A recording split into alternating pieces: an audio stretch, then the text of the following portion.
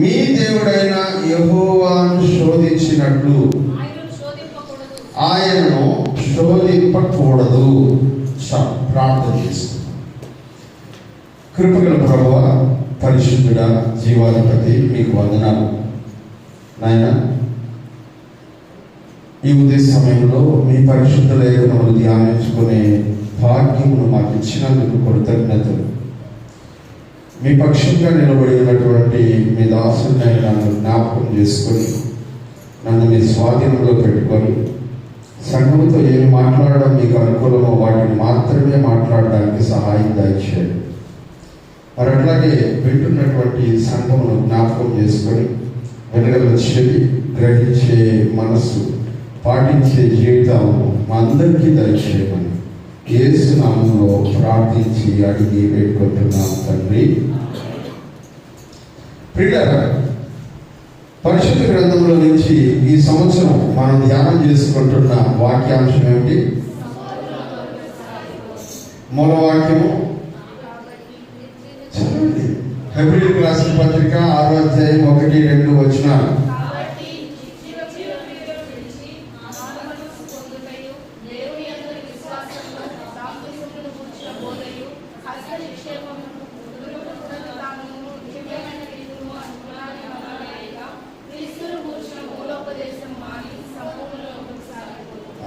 హెబ్రీయులకు రాసిన పత్రిక 6వ అధ్యాయం 1-2 వచనాలని మూలవాక్యముగా దేవుని వాక్యాన్ని మనం ధ్యానం చేసుకుంటూ ఉన్నాం. ప్రియమైనటువంటి వాళ్ళ, ఈ వాక్యంలో భాగంగా మనము 3 విభాగాలు ఈ వచనంలో మనం చదివాము. మొదటిది నిర్జీవ క్రియలను విడచి, రెండవది క్రీస్తుని గురించిన మూలోపదేశములను మాని, మూడవది సంపూర్ణులమగుటకై సాగిపోదాము అనే అంశాన్ని మనం ధ్యానం చేసుకుంటూ ఈ వర్తమానాన్ని 3 భాగాలుగా విడగొట్టి ధ్యానం చేస్తూ ఉన్నాం.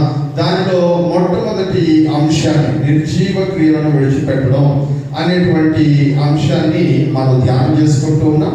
ఇప్పటికే 2 వర్తమానాలు అందులో మనం ధ్యానం చేసుకోవడం జరిగింది. ఏ నిర్జీవ క్రియలను మనం విడిచిపెట్టవలసినటువంటి వారమై ఉన్నాం అనేటువంటి విషయంలో 2 వర్తమానాలు మనం ధ్యానం చేసుకున్నాం. దేవుడు ప్రయోజనకరంగా ఎంతవరకు నడిపించుకున్నాడు. గత వారంలో మనం ధ్యానం చేసుకునేటప్పుడు బయలుపేరు అనేటువంటి విషయాన్ని గురించి ధ్యానం చేసుకున్నాం. అనగా దేవుని ప్రజలు, ఇశ్రాయేలు ప్రజలు, దేవుని ప్రజలు దేవుని ఆరాధించవలసిన వారై ఉండగా దేవుని ఆరాధించడం మానేసి బయలు దేవతతో కలుసుకొని బయలును ఆరాధించినటువంటి స్థలమును బయలుపేరు అనేటువంటి మాటను ఉపయోగించినట్లుగా దేవుని వాక్యంలో మనం చూస్తాము.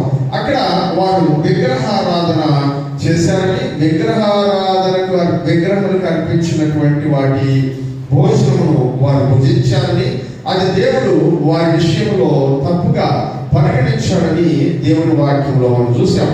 అంతేకాకుండా వారు దేవుని మీద సడుక్కున్నారని, దేవునికి వ్యతిరేకంగా మాట్లాడారని, అలాగే వారు అన్యజనులతో వ్యభిచరించారని దేవుని గ్రంథంలో మనం చూసాం. ప్రియమైనటువంటి వారు, ఇప్పుడు ఈ రోజున కూడా మరొక ముఖ్యమైనటువంటి నిర్జీవ క్రియలు ఇశ్రాయేలు ప్రజలు వాగ్దాన దేశంలోనికి, సంపూర్ణతలోనికి వెళ్ళకుండా వాళ్ళని ఆపినటువంటి మరొక నిర్జీవ క్రియల గురించి ఇవాళ దేవుని వాక్యంలో నుంచి మనం ధ్యానం చేసుకుంటూ ఉన్నాం.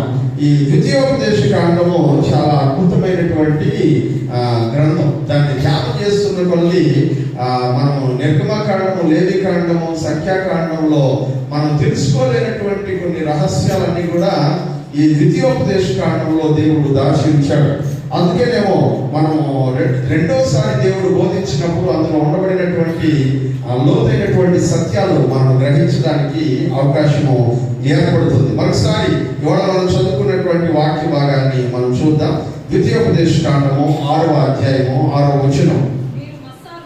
మీరు మస్సాలో మీ దేవుడైన యెహోవాను శోధించినట్లు ఆయనను శోధింపకూడదు లేదా శోధించకూడదు.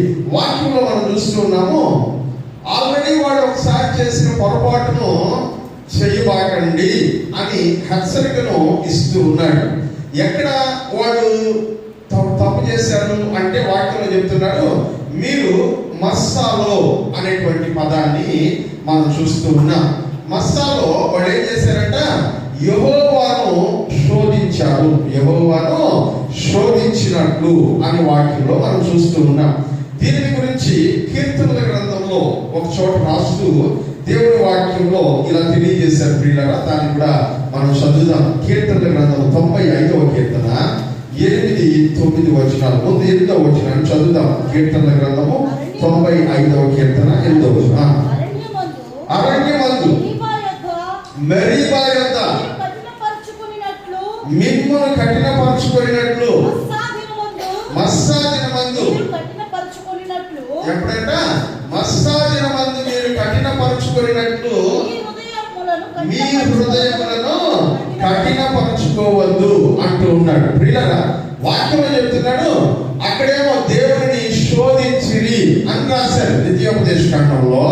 కానీ కీర్తనల గ్రంథంలో దైవజనుడు కీర్తన రాస్తూ 95వ కీర్తనని ఆయన రాస్తూ ఉన్నప్పుడు 8వ వచనంలో దైవజనుడు మాట్లాడుతూ అంటున్నారు, మీరు మీ హృదయములను కఠినపరచుకొనినట్లు, మీ హృదయములను కఠినపరచుకొనకుడి, అక్షర మీ పితరులు నన్ను పరీక్షించి శోధించి నా కార్యములను చూచిరి.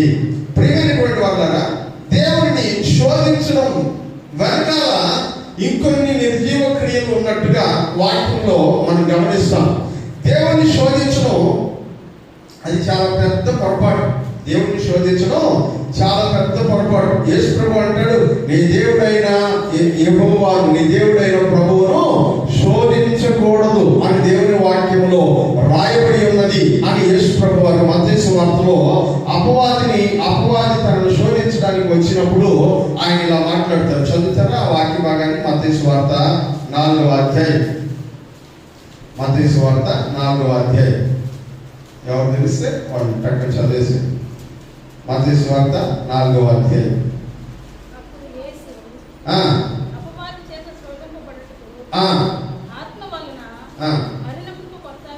అది కాదు, నీ దేవుడైన యెహోవాను, నీ దేవుడైన ప్రభువును శోధించకూడదు అని రాయబడి ఉన్నది.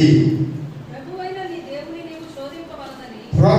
7వ వచనం, ప్రభువైన నీ దేవుని నీవు శోధింపవలదని మరి ఒక చోట వాక్యంలో, ధర్మశాస్త్రంలో, దేవుని వాక్యంలో, పాత నిబంధన గ్రంథంలో రాయబడి ఉందంట, నీ దేవుడైన ప్రభువును శోధించకూడదు అని. ఎప్పుడు శోధించకూడదు అని రాశారంటే, మస్సాలో నీ దేవుడైన యెహోవాను శోధించినట్లు ఆయనను శోధించకూడదు. అలా శోధించినందువలన వాగ్దాన దేశంలోనికి వెళ్ళాల్సిన వాళ్ళు, సంపూర్ణతలోనికి వెళ్ళాల్సినటువంటి వాళ్ళు సంపూర్ణతలోనికి వెళ్ళకుండా మధ్యలోనే అరణ్యంలోనే చనిపోయారని వాక్యంలో చదువుతూ ఉన్నాం. అయితే ఈ భాగం పరిశుద్ధ గ్రంథంలో 2 చోట్ల రాయబడి ఉంది. మస్సా గురించి, మస్సా దగ్గర జరిగినటువంటి సంఘటన గురించి బైబిల్ గ్రంథంలో 2 చోట్ల రాయబడి ఉంది. 2 చోట్ల రాయబడి ఉంది కానీ 2 ఒకే సంఘటన కాదు, 2 వేరు సంఘటనలు. 2 వేరు సంఘటనలు. ఒకే దగ్గర జరిగిన 2 వేరు సంఘటనలు, కానీ చూడడానికి 2 ఒకటిగానే కనబడతాయి. బైబిల్ మనం చదివినప్పుడు మనకు అది బాగా అర్థమవుతుంది. ఇవాళ ఆ 2 సంఘటనల్ని మనం ధ్యానం చేయబోతూ ఉన్నాం. మొట్టమొదటిగా నిర్గమకాండము 17వ అధ్యాయంలో దీని గురించి రాయబడింది. నిర్గమకాండము 17వ అధ్యాయంలో దీని గురించి రాయబడింది. ప్రియమైనటువంటి వాళ్ళు చదువుతారా? నిర్గమకాండము 17వ అధ్యాయము 1వ వచనం. తర్వాత ఇశ్రాయేలీయులు సర్వ సమాజము యెహోవా మాట చొప్పున తమ ప్రయాణములలో సీను అరణ్యము నుండి ప్రయాణమైపోయి రెఫీదీములో దిగిరి. ప్రజలు తమకు త్రాగడానికి నీళ్లు లేను. ఎక్కడికి వచ్చారంటే వాళ్ళు రెఫీదీము అరణ్యములోనికి వచ్చారు. హల్లెలూయా. ఎక్కడికి వచ్చారంట? రెఫీదీము అరణ్యం. ఇక్కడికి వాళ్ళని ఎవరు నడిపించారు అంటే దేవుడే నడిపించాడని వాక్యంలో చెప్తున్నాడు. రాస్తున్నారా? తర్వాత ఇశ్రాయేలీయుల సర్వ సమాజము యెహోవా మాట చొప్పున తమ ప్రయాణంలో సీను అరణ్యం నుండి ప్రయాణమైపోయి రెఫీదీము అరణ్యములకు వచ్చింది అని రాస్తున్నాడు. సీను అరణ్యం నుంచి వాళ్ళని బయలుదేరి వెళ్ళమని చెప్పింది ఎవరంట? దేవుడే. అక్కడ నీళ్లు లేవనే విషయం దేవుడికి తెలియదా? దేవుడికి బాగా తెలుసు. కానీ దేవుడు తన ప్రజలను నడిపించేటువంటి మార్గము క్షేమకరమైనది, ఆశీర్వాదకరమైనది, యుక్తమైనటువంటిది. కానీ అవి క్షేమకరములు అనే విషయం మనకు తెలియట్లేదు. అవి క్షేమకరములు అనే విషయం మనకు తెలియట్లేదు. కీర్తన గ్రంథము 23వ కీర్తన తీస్తున్నారా బైబిల్ మీరా? 23వ కీర్తన బైబిల్ తీయమ్మా. 23వ కీర్తనలో ఏ రాసి ఉంటుంది చూస్తారా? యెహోవా నా కాపరి, నాకు లేమి కలగదు, పచ్చిక చోట్ల ఆయన నన్ను పరుండజేయును, శాంతికరమైన జనముల యొద్ద నన్ను నడిపించును, నా ప్రాణములకు ఆయన సేద తీర్చును, తన నామమును బట్టి ఏ మార్గంలో? నీతి మార్గములో ఆయన. దేవుని మార్గములన్నీ నీతివంతమైనవి, దేవుని మార్గములన్నీ క్షేమకరమైనవి, శాంతికరమైన జనముల యొద్దకు ప్రవేశపెట్టేటువంటి మార్గములు దేవుని మార్గములు. అలాంటి దేవుని మార్గములలో మనం ప్రయాణం చేస్తూ కూడా మన చుట్టూ ఎలాంటి పరిస్థితులు ఏర్పడతాయంట? చదువుతాను కంటిన్యూషన్ చదవండి. నీతి మార్గములో నడిపించేటప్పుడు ఏం కనపడుతున్నాయంట? గాఢాంధకారపు లోయలు. నీతి మార్గంలోనే నువ్వు నడుస్తుంది, కానీ ఏమున్నాయంట? గాఢాంధకారపు లోయలు. దేవుడు నిన్ను నడిపించేటువంటి మార్గము నీతి మార్గమే. కానీ కొన్నిసార్లు మనం టెన్షన్ పడిపోతూ ఉన్నాం. ఇది దేవుని మార్గమా కాదా? దేవుడు మనల్ని నడిపిస్తున్నాడా లేదా? ఇది దేవుని చిత్తమా కాదా? ఇన్ని శ్రమలు, ఇన్ని శోధనలు, ఇన్ని టెన్షన్స్ లైఫ్ లో ఎందుకు వస్తున్నాయి? నేను దేవుడి నుంచి దారి తప్పానేమో? లేదు ప్రియులారా, దేవుడి మార్గంలో నువ్వు నడుస్తూ ఉన్నప్పుడు కూడా ఎట్లాంటి మార్గంలో వెళ్తావంట? గాఢాంధకారపు లోయలో. హల్లెలూయా. గాఢాంధకారపు లోయలో నేను సంచరించినను, చదవండి, ఏ అపాయమునకు నేను వెళ్తాను. గాఢాంధకారపు లోయలో. ఆ గాఢాంధకారపు లోయ కూడా ఏ మార్గం అంట? నీతి మార్గం అని దేవుని లేఖనం తెలియజేస్తుంది. ఈ రోజుల్లో చిన్న కష్టం వస్తే చాలు, అమ్మో ఇది దేవుని చిత్తం కాదు, అందుకని దేవుడు నా మీద కోపం చూపించేస్తున్నాడు. కాదు ప్రియులారా, దేవుడు తీసుకెళ్ళినటువంటి మార్గంలో వెళుతున్నావు, భక్తిగానే వెళుతున్నావు, యథార్థంగా వెళుతున్నావు. అయినా సరే ఆ వెళ్ళేటువంటి మార్గం ఎట్లాంటి మార్గం అంట? గాఢాంధకారపు లోయ. మనకి తెలుగులో గాఢాంధకారం రాశారు, ఇంగ్లీష్ లో ద వ్యాలీ ఆఫ్ డెత్ అని రాశాడు. మరణ లోయలో సంచరించినను అని రాశారు. ప్రియమైనటువంటి వాళ్ళారా, ఈ మరణాంధకారపు లోయలో నువ్వు ప్రవేశించేటప్పుడు అది దేవుని మార్గము కాదు అని అనుకోవాడు. ఎందుకంటే మరణంలో కూడా నేను నిన్ను కాపాడగలిగిన వాడు అనే విషయం నీకు తెలియజెప్పడానికి దేవుడు నిన్ను గాఢాంధకారపు లోయలో నడిపిస్తూ ఉన్నాడు. దేవునికి స్తోత్రం కలుగును గాక. హల్లెలూయా.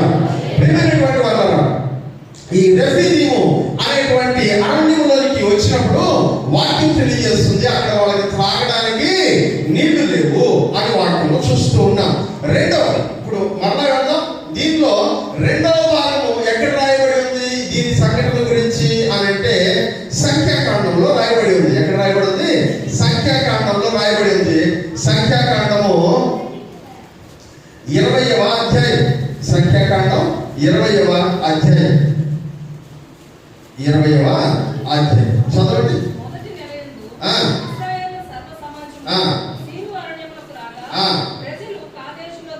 ఎక్కడికి వచ్చారంట?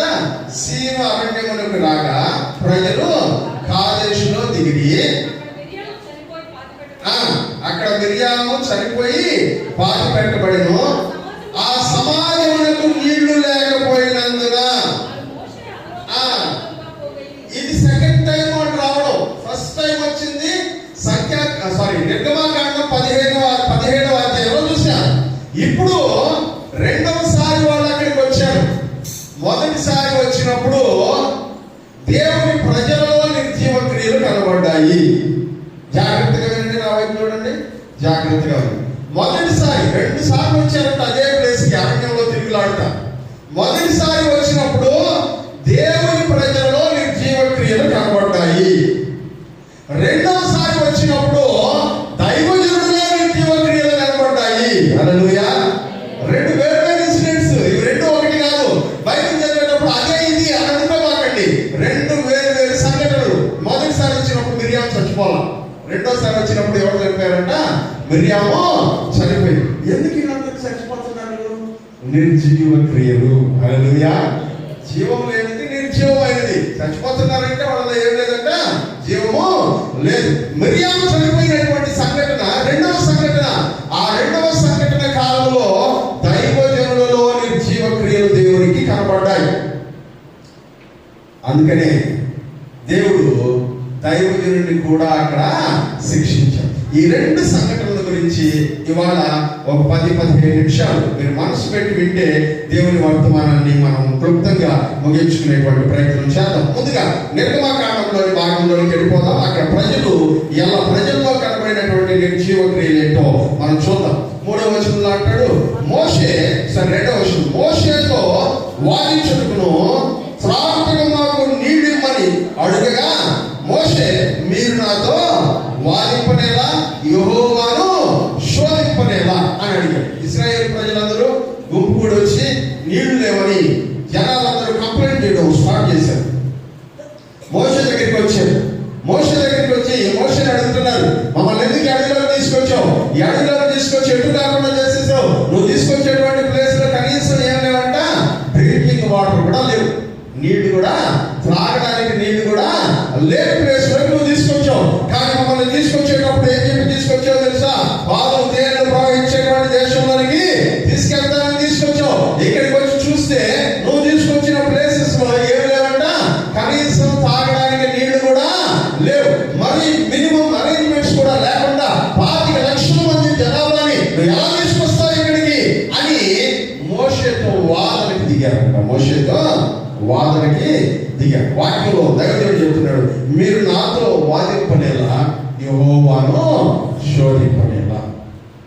రెండవది, వాడు దేవుని శోధించడం ఒక విషయం అయితే దైవజనుడితో వాదించడం మొదలు పెట్టారంట.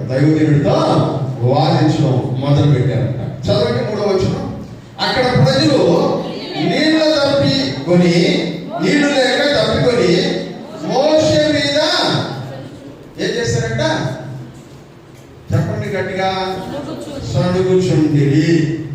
సనగడం అంటే కరెక్ట్గా వినపడదు కదా, అందుకని మేము కూడా సనుకుంటున్నాము అంటున్నారా?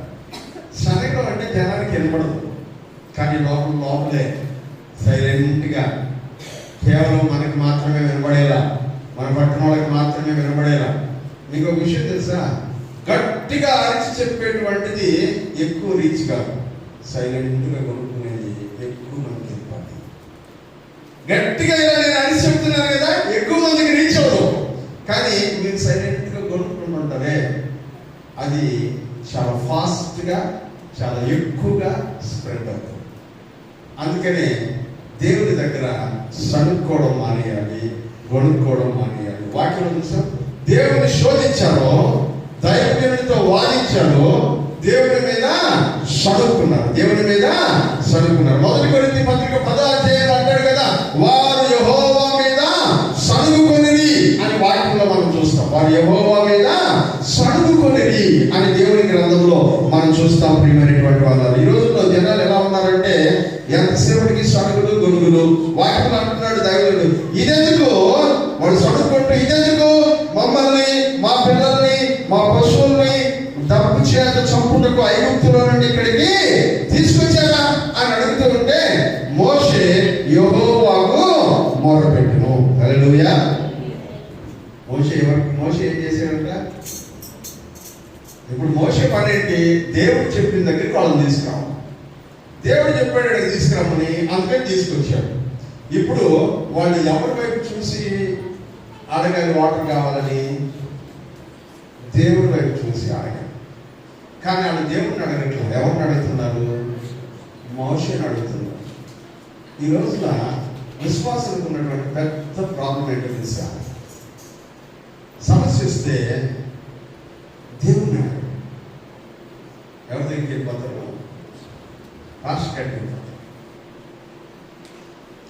పాస్టర్ ఆయన మీద ఆధారపడడం మానేయండి. ఎందుకంటే ఆయన కూడా మనిషే. హల్లెలూయా. ఆయన కూడా మీకోసం ప్రార్థన చేయగలడు, మీ పక్షంలో విజ్ఞాపన చేయగలడు. కానీ మీ సమస్యలన్నింటినీ ఆయన తీర్చలేడు. వాటిని తీర్చగలిగినటువంటి వాడు ఎవరంట? మోషే దగ్గరికి వెళ్ళి, మోషే ఇక్కడ నీళ్లు లేవు కదా, దేవుడు ఏం చెప్తున్నాడు అడుగు అని అడగడం వేరు, మమ్మల్ని ఇక్కడికి ఎందుకు తీసుకొచ్చావు, నీ మీద ఆధారపడి మేము ఇక్కడికి వచ్చావు అని చెప్పడం వేరు. ఎలా మాట్లాడుతున్నావు దైవజనుల విషయంలో? అందుకనే ఈ రోజున దేవుడి కంటే కూడా దైవజనుడు పాపులర్ అయిపోయాడు. దైవజనుడు పాపులర్ అయిపోయాడు. దేవుడు పాపులారిటీ కనపడట్లా. ఎక్కడ చూసినా దైవజనుడు పాపులారిటీ కనబడుతూ ఉంది. ప్రియమైనటువంటి వాళ్ళ, ఇదిగో అక్కడికి వెళ్తే అది జరిగిపోతుంది, ఆ చర్చికి వెళ్తే అది జరుగుతుంది, ఈ చర్చికి వెళ్తే ఇది జరుగుతుంది. అలాగే దైవజనుడు అయితే దైవజనుడు చేయట్లా, దేవుడు చేస్తున్నాడు. నీకు అది అర్థం కావట్లేదు. ఇక్కడ ఎవరు నిలబడితే ఉంది?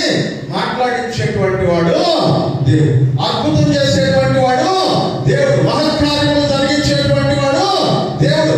ఆయన మీద ఆనుకుని బ్రతకాల్సింది పోయి ఆయన వదిలేసి దైవజనుడి మీద ఆధారపడి బ్రతికేటువంటి వారు అనేక మంది వాళ్ళ ప్రతి సంఘంలో ఇలాగే తయారైపోయారు. పిల్లల, మీరు దేవుడి మీద ఆధారపడండి, దైవజనుడిని ప్రార్థన చేయమని సహకారం కోరండి, దైవజనుడి దగ్గర ఆలోచన అడగండి.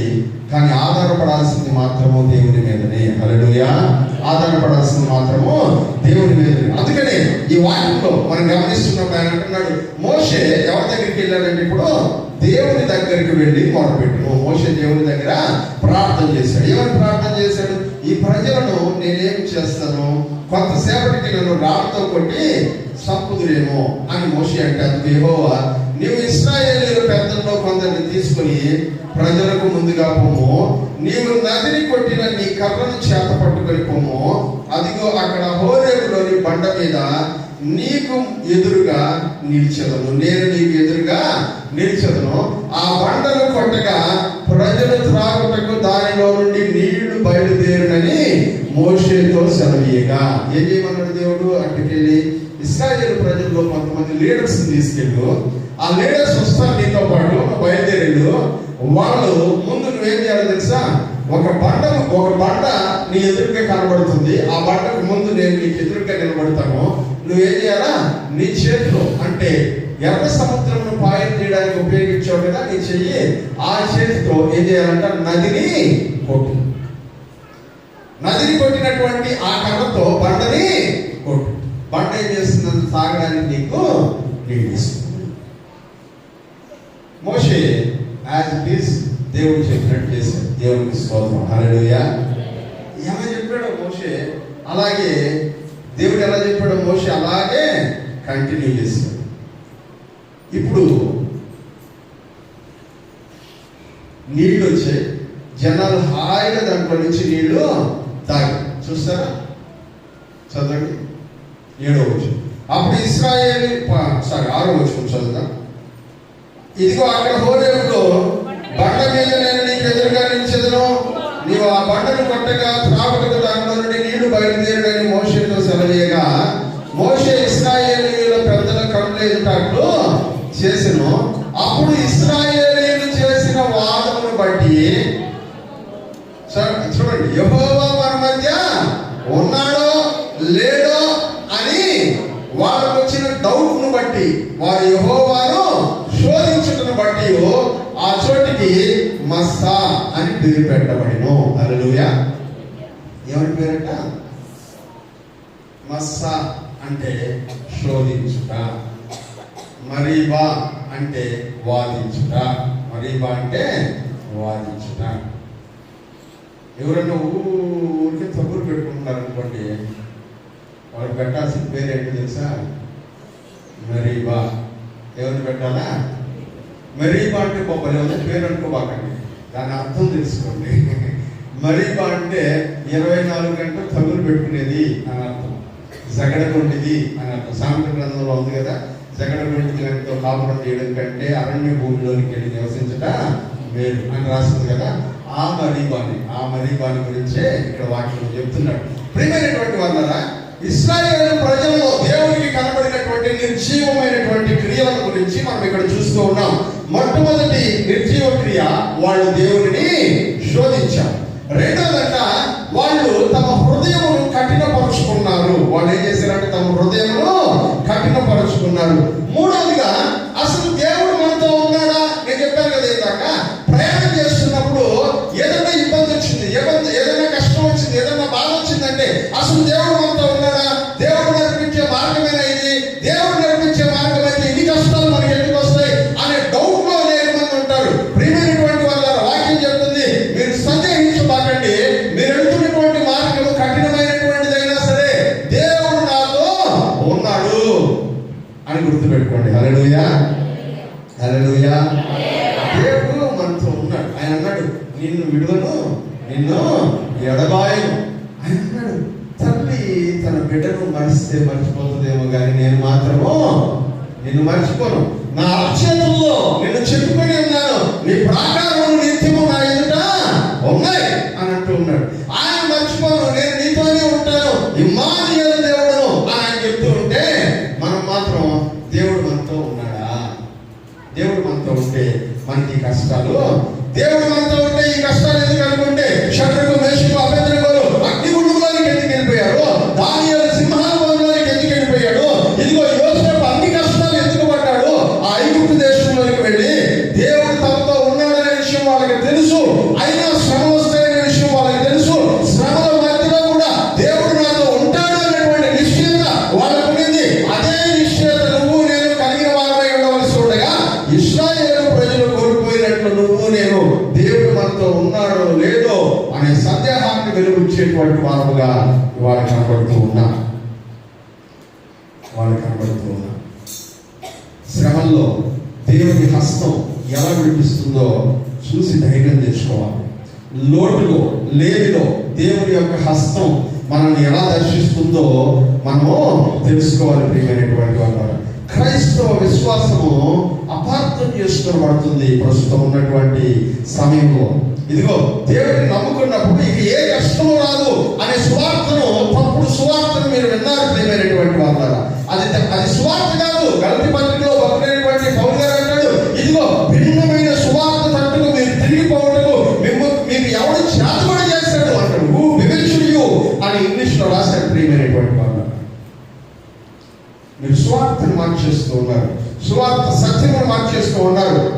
రక్షణ పరలోక రాజ్యం కొరకు అనే విషయాన్ని మర్చిపోతూ ఉన్నారు. రక్షణతో పాటు ఈ లోకంలో ఉండబడినటువంటి సకల సౌఖ్యములను అందించేటువంటి యంత్రంలాగా దేవుడిని చూస్తూ ఉన్నారు. అది కూడనటువంటిది. వాళ్ళు శోధించారంట, వాదించారంట, హృదయాన్ని కఠినపరుచుకున్నారంట. దేవుడు మన మధ్యలో ఉన్నాడో లేదో అని డౌట్ ఎక్స్ప్రెస్ చేశారు. మీకు కూడా ఇప్పుడు డౌట్లు వచ్చినాయా? దేవుడు ఉంటే నాకెందుకు ఈ కష్టాలని? అనేది కదా నయోమి, నన్ను ఇక మీదట నయోమి అని పిలవబాకండి, మారా అని పిలవండి, ఎందుకంటే సర్వశక్తులు నాకు కష్టము కలుగు చేశాను. మీరు కూడా అట్లా అనుకుంటున్నారా? అయితే నిర్జీవ క్రియలు మీలో కనపడుతూ ఉన్నాయి. నిర్జీవ క్రియలు మీలో కనపడుతుంది. ఇప్పుడు రెండవ భాగంలోకి వెళ్దాం, సంఖ్యాకాండంలోకి వెళ్దాం. సంఖ్యాకాండం 20వ అధ్యాయం. ఈ సంఖ్యాకాండం 20వ అధ్యాయంలో సేమ్ ఇశ్రాయేలు ప్రజలు, నేను చెప్పాను కదా, మెరీబాను చెడిపోయారు, మస్సా నుంచి చెడిపోయారు, ఆ ప్లేస్ నుంచి చెడిపోయారు, వాగ్దాన దేశం దాకా వెళ్ళిపోయారు. మనకి తెలుసు, పైన వారం జరిగినటువంటి సంఘటన గురించి ఆల్రెడీ మనం మాట్లాడుకున్నాం. వాళ్ళు చెప్పినటువంటి మాట ప్రకారం అవతలికి వెళ్ళలేకపోయారు, ఎందుకంటే వాళ్ళలో కొన్ని నిర్జీవ క్రియలు కనబడ్డాయి. ఇప్పుడు దేవుడు వాళ్ళని రిటర్న్ తీసుకొచ్చాడు. ఎక్కడికి తీసుకొచ్చాడంట? మళ్ళా మెరీబా దగ్గరికి, మస్సా దగ్గరికి తీసుకొచ్చాడు. ఎన్ని సంవత్సరాల తర్వాత ప్రయాణం చేశారు. 2 సంవత్సరాలు అయిపోయిన తర్వాత వాగ్దానం దేశం అంచు దాకా వచ్చారు. అక్కడ వాళ్ళు దేవుడి ఎదురు చేసినటువంటి పాపం మూలముగా, అనగా మనుషులను పంపించి అక్కడ ఏముందో తెలుసుకుందామని ప్రయత్నం చేసిన కారణం చేత వాళ్ళని దేవుడు వాగ్దాన దేశంలోనికి వెళ్ళనివ్వకుండా రిటర్న్ తీసుకొచ్చాడు. కనీసం కొద్ది నెలలు కూడా అక్కడ 40 రోజులు ఉన్నారు. 40 రోజులు, ఇంకొక 2-3 నెలలు అక్కడ ఉండుంటారు. బహుశా ఒక 3-4 నెలల్లో మళ్ళీ రిటర్న్ ఎక్కడికి వచ్చారంట? మరీబా దగ్గరికి దేవుడు తీసుకొచ్చాడు. హల్లెలూయా. ఒకసారి మన జీవితంలో ఒక అద్భుతం జరిగితే, సేమ్ పరిస్థితులు రిపీట్ అయినప్పుడు మరలా దేవుడు అద్భుతాన్ని చేయగలడు అని నమ్మాలా పడలేదా?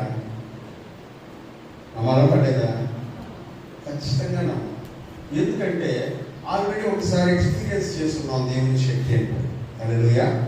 ఆల్రెడీ ఒకసారి అనుభవం అయింది దేవుని శక్తి ఏంటో, దేవుడు ఎలా మనల్ని రక్షించగలడు, పరిస్థితులు బాగలేనప్పుడు ఆయన పరిస్థితులను ఎలా తన కంట్రోల్లోకి తీసుకోగలడు, పరిస్థితులను తన చేతుల్లోకి తీసుకొని తన బిడ్డల పక్షంగా ఎలా పరిస్థితులను మార్చేయగలడు అనే విషయాన్ని మనకు తెలిసి ఉండాలి. రెండోది, ఎక్కువ టైం కాలేదు, జస్ట్ ఒక 3-4 నెలల కాలం అయింది. ఈ 3-4 నెలల కాలం తర్వాత మరలా అక్కడికే వచ్చారంట. మరలా అక్కడికి వచ్చినప్పుడు వాక్యం చెప్తుంది, అక్కడ మిరియాము చనిపోయింది. దేవుడి చిత్తం అయితే మిరియాములో ఉన్న నిర్జీవ క్రియ గురించి నెక్స్ట్ వీక్ లో మనం ధ్యానం చేసుకుంటాం. మిరియాములో ఉన్నటువంటి నిర్జీవ క్రియ గురించి వచ్చే వారం మనం ధ్యానం చేసుకుంటాం. ఇప్పుడు మరలా అక్కడికి వచ్చినప్పుడు మిరియాము చనిపోయిందని వాక్యంలో రాశారు. మిరియాము చనిపోయినటువంటి ఆ ప్లేస్ లో, అంటే మరీబాలో తాగడానికి ఏం లేవంట, నీళ్లు లేవు. ఈ విషయం ఇశ్రాయేలు ప్రజలందరికీ బాగా తెలుసు. అక్కడ నీళ్లు ఉండవు అనే విషయం అందరికీ బాగా తెలుసు. అయినా దేవుడు మనల్ని అక్కడికి నడిపిస్తున్నాడు అనే విషయం కూడా ప్రజలందరికీ బాగా తెలుసు. మోషేకి కూడా బాగా తెలుసు. హల్లెలూయా. మోషేకి కూడా, అహరోను కూడా బాగా తెలుసు. మనం ఇక్కడ ఉండకూడదు, ఇక్కడ వాటర్ ఉండవు అనే విషయం మోషేకి కూడా బాగా తెలుసు. అయినా సరే దేవుడు అక్కడికే తీసుకెళ్ళాడు.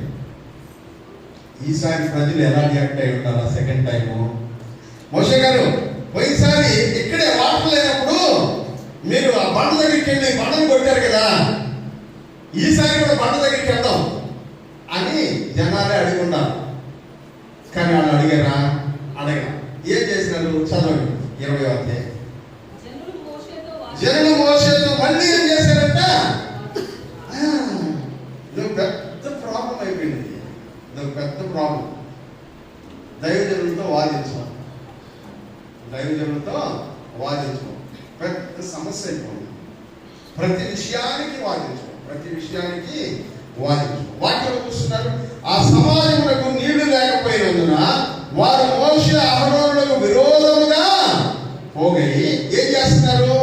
జనులు మోషేతో వాదించుచు ఏమని చెప్తున్నారు? అయ్యో, మా సహోదరులు యెహోవా ఎదుట చనిపోయినప్పుడు మేము చనిపోయి ఉండినేలా.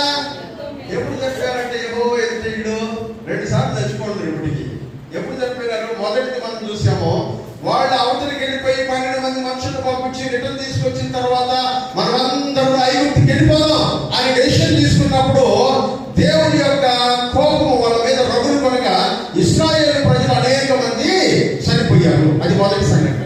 రెండోది, వాళ్ళు సీను అరణ్యం దాకా వచ్చేసిన తర్వాత బాలాకు రాజు దగ్గరికి వెళ్ళి యుద్ధం చేయడానికి వెళ్ళినప్పుడు బయలుపేరుతో కలుసుకున్నప్పుడు ఒకే రోజున 24,000 మంది చనిపోయినారు. ఇప్పుడు వాళ్ళు అంటున్నారు, అప్పుడు ఆ నది దగ్గర కొద్ది దూరంలో ఉన్నాం కదా, అప్పుడు దేవుని ఉగ్రత వల్ల అప్పుడే చచ్చిపోయింటే బాగుండేది మేము.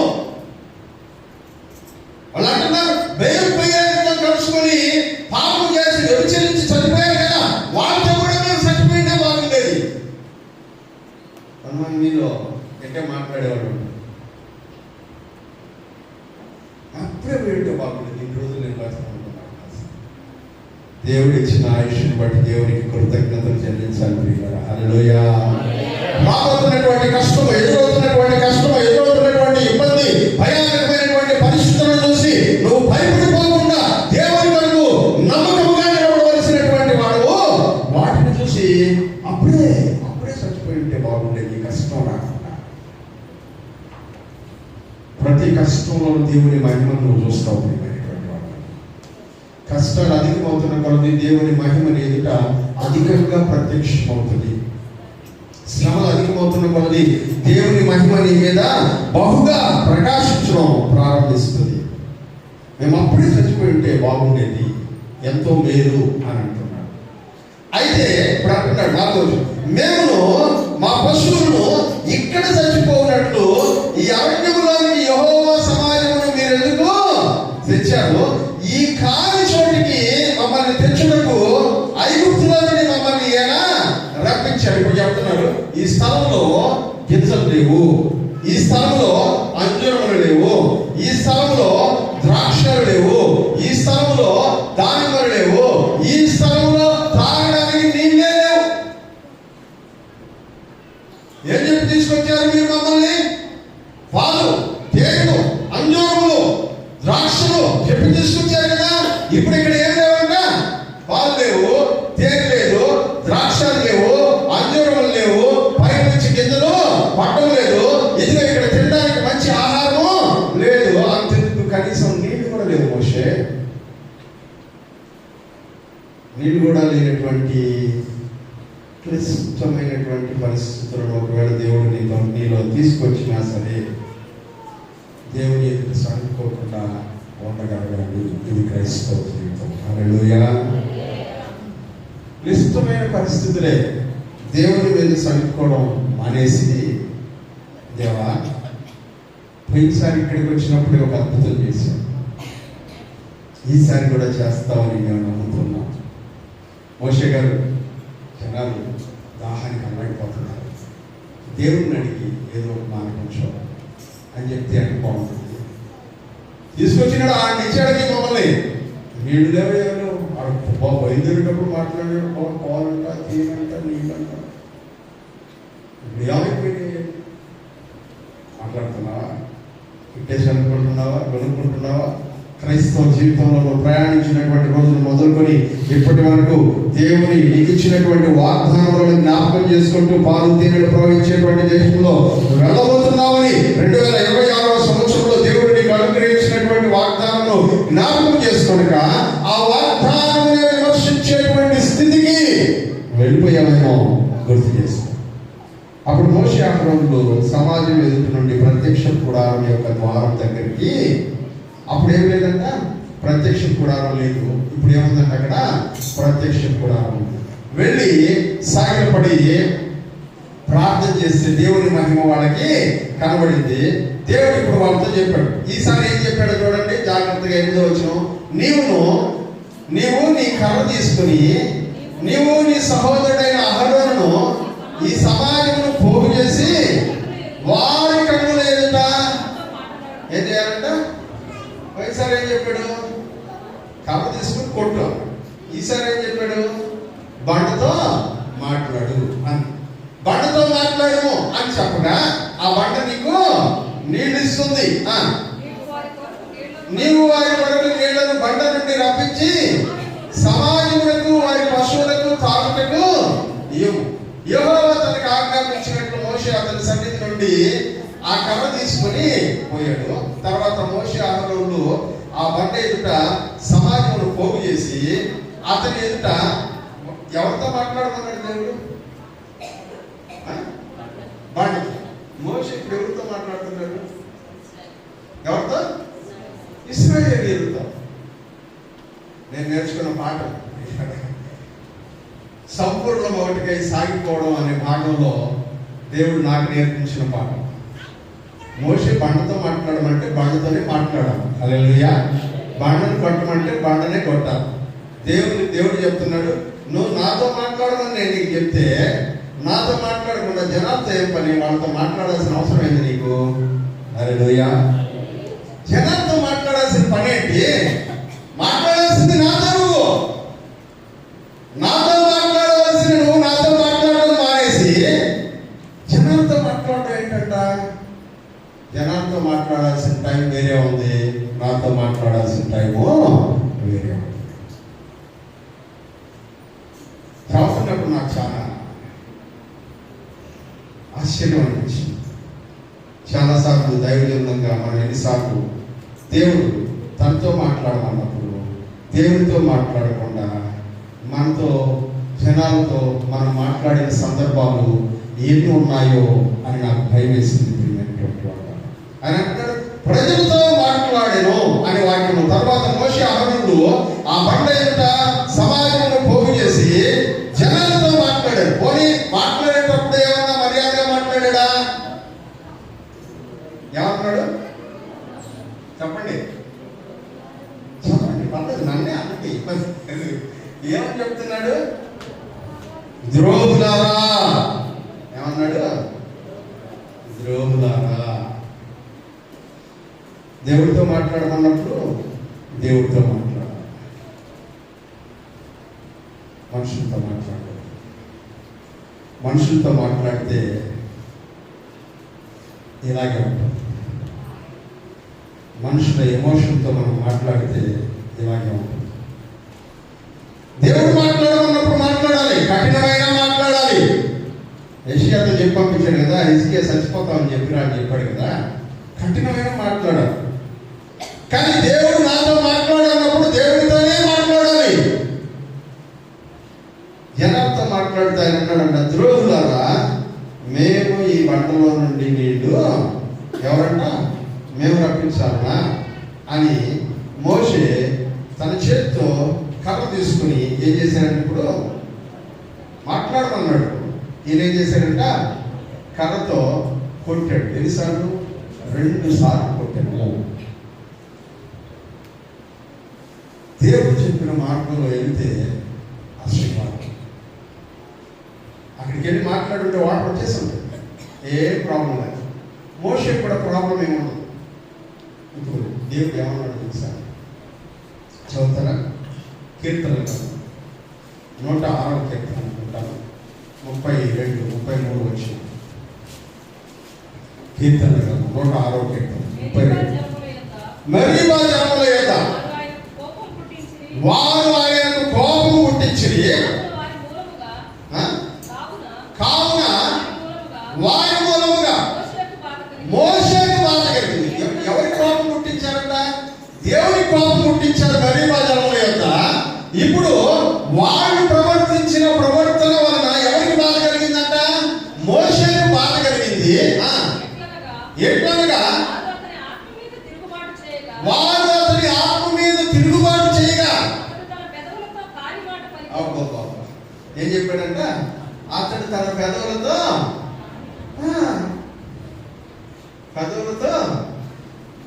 ఎవరి వల్ల బాగా చెప్తున్నాడు చూడండి. వారు దేవుడి కోపం పుట్టించారంట. అది చూసి మోషేకు బాగేసిందంట. వారు మోషే హృదయాన్ని గాయపరిచారంట. మోషే హృదయాన్ని గాయపరిచారు. మోషే ఆత్మ మీద తిరుగుబాటు చేయగా మోషేకు బాగేసి తన పెదవులతో ఏమన్నాడంట? కాని మాట పలుకుగా. మన మాట ఎంత జాగ్రత్తగా ఉండాలో అర్థమైందా? కాని మాట పలుకుగా. దీని గురించి మోషే ద్వితీయోపదేశకాండం అంతా, మీరు ద్వితీయోపదేశకాండాన్ని చదువుతున్నారు లేదు నాకు తెలియదు, కానీ దాంట్లో అంతా మోషే ఇశ్రాయేలు ప్రజల్ని వాగ్దాన దేశం గురించి చెప్పినప్పుడంతా తిట్టాడు. ఎట్లా తిడతాడో తిట్టారా? తిట్టించుకోండి. ఇప్పుడు చదివి తిట్టించుకోండి ఏం తిడుతున్నాడో చూద్దాం. ద్వితీయోపదేశకాండం 1:37 మరియు యెహోవా మిమ్మును బట్టి ఏంటంట? మిమ్మును బట్టి ఎవరి మీద కోపం అంటే ఇప్పుడు నా మీద కోపపడి. చదువు. నీ పరిచారకుడకు నూను కుమారుడైన యెహోషువ నీ వల్లనే నేను సంపూర్ణత కోల్పోయినా. హల్లెలూయా. నా వైపు చూడండి, ఏం చెప్తున్నాడు తెలుసా? మోషే ఇశ్రాయేలు ప్రజలను చూసి మీరందరూ వాగ్దాన దేశంలోకి వెళ్ళిపోతున్నారని చెప్పినప్పుడల్లా ఆయన బాధ, మీ వల్లనే నేను రావడం అడిగి, మీ వలన యెహోవా నా మీద కోపగించి నువ్వు వెళ్ళకూడదు, నీ సేవకుడైన మోషే అంటాను. హల్లెలూయా. ఒకసారి కాదు, ఇంకా చాలా ఉన్నాయి. నేను ఒక 2-3 చూపిస్తాను మీకు. ద్వితీయోపదేశకాండం 3:26 చూడండి. యెహోవా మిమ్మల్ని బట్టి నా మీద కోపపడి ఏంటంట? నా ప్రార్థన కూడా వినలేదు ఆయన. ఎవరిని బట్టి చెప్పండి?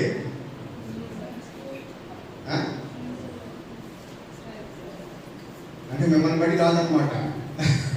చెప్పట్లా, మమ్మల్ని బట్టి అని అన్నట్లా. చూడ, ఇశ్రాయేలు ప్రజలను బట్టి అంట. వాళ్ళు ఎవరిని బట్టి అంట? వాక్యాలు చెప్తున్నాడు, మిమ్మును బట్టి యెహోవా నా మీద కోపపడి నా ప్రార్థన వెనకపోయాను.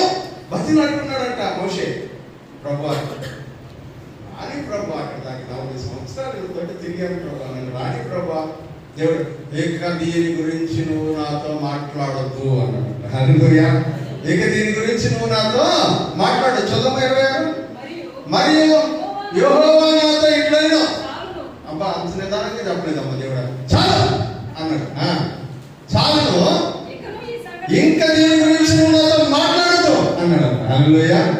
ఎవరితో? మోషేతో. దాని వెనకాల చదివినప్పుడు నాకు ఇంకా బాధేసింది. 2 years నడిపించాడా? ఇంకో 35 సంవత్సరాలు ఎవరు నడిపించాలంట? మోషేనే నడిపించాలి. హల్లెలూయా. ఈయనకి ఆల్రెడీ 38 సంవత్సరాల ముందే అర్థమైపోయింది, వీళ్ళు వారు నన్ను బాగు.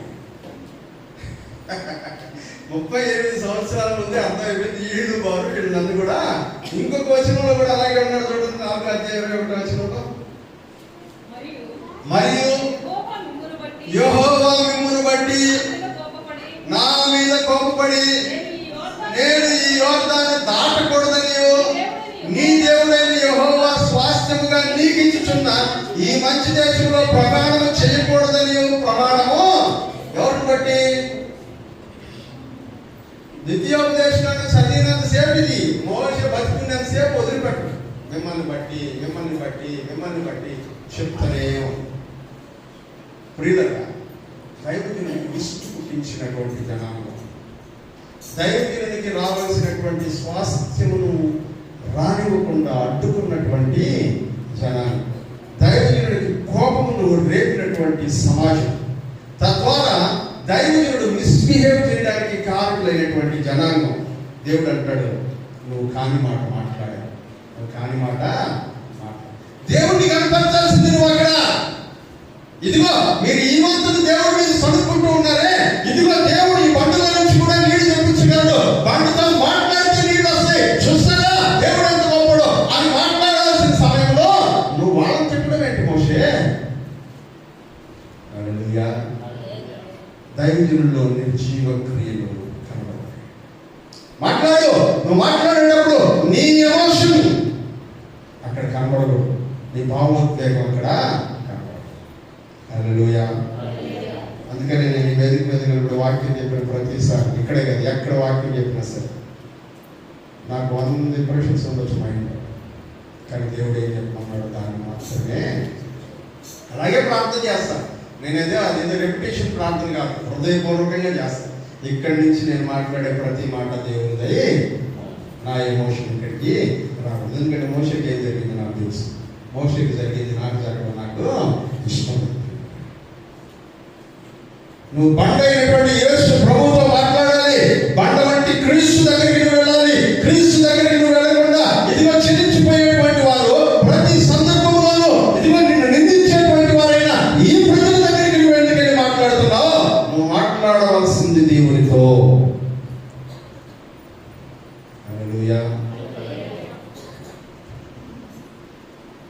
ప్రార్థనలో దేవుని కనపరచాలి, ప్రార్థనలో ప్రజలు ఎదుట ప్రభు నామానికి ఘనత కలగాలి. కానీ వాడు ప్రభుని కనపరచలేదంట, అందుకని దేవుడు పనిష్మెంట్ ఇచ్చాడు. ఏంటో తెలుసా? నువ్వు కూడా సంపూర్ణతలోనికి వెళ్ళవు. హల్లెలూయా.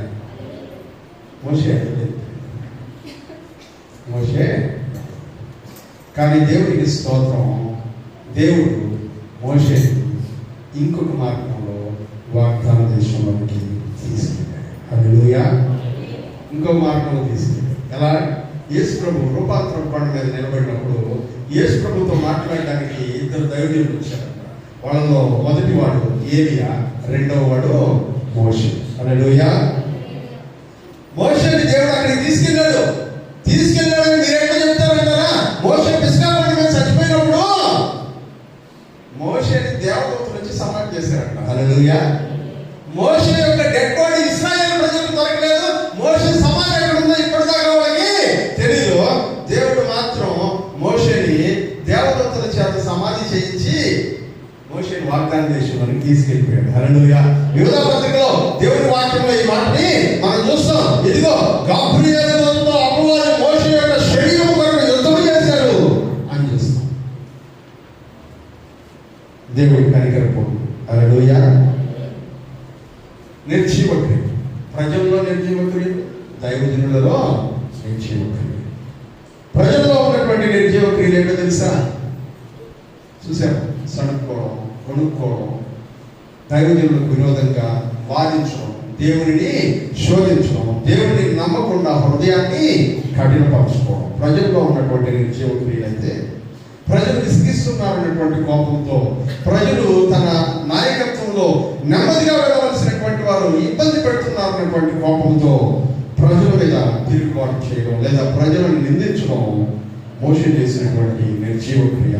ఆ క్రియను బట్టి మోషే వాగ్దాన దేశంలోకి వెళ్ళలేక తనపక్షం ప్రియులను ప్రార్థన చేసుకుందాం. దేవుడు మనతో మాట్లాడిన ప్రతి మాటను బట్టి దేవుడు మన జీవితాలను ఎలా వాగ్దాన దేశంలోనికి ప్రవేశింపజేస్తాడు ఈ విషయాలను బట్టి జ్ఞాపకం చేసుకుంటాం. మనలో ఉన్నటువంటి నిర్జీవ క్రియలు, ఏ క్రియల వల్ల మనము దేవుని యొక్క రాజ్యంలో సంపూర్ణతలోనికి వెళ్ళలేకపోతున్నాం అనే విషయాన్ని జ్ఞాపకం చేసుకుంటూ ముందుకు వెళ్ళిపోదాం. తనలో ప్రార్థన చేసుకుందాం. ఇప్పటి వరకు దేవుడు నీతో మాట్లాడినటువంటి ప్రతి విషయాన్ని జ్ఞాపకం చేసుకుందాం. ప్రియమైనటువంటి వారు, దేవుని సన్నిధిలో దేవుడు నీతో మాట్లాడేటువంటి ప్రతి మాట ఉపయుక్తమైనది. అది నీ జీవితాన్ని కట్టేది. దేవుడు నడిపించేటువంటి మార్గము నీళ్లు లేనటువంటి మార్గంగా కనబడవచ్చు. రెఫ్యూజీ లాంటి ప్రాంతంలో నిన్ను నిలబెట్టవచ్చు. కానీ దేవుడు అంటున్నాడు, నేను నీతో పాటు ఉన్నాను.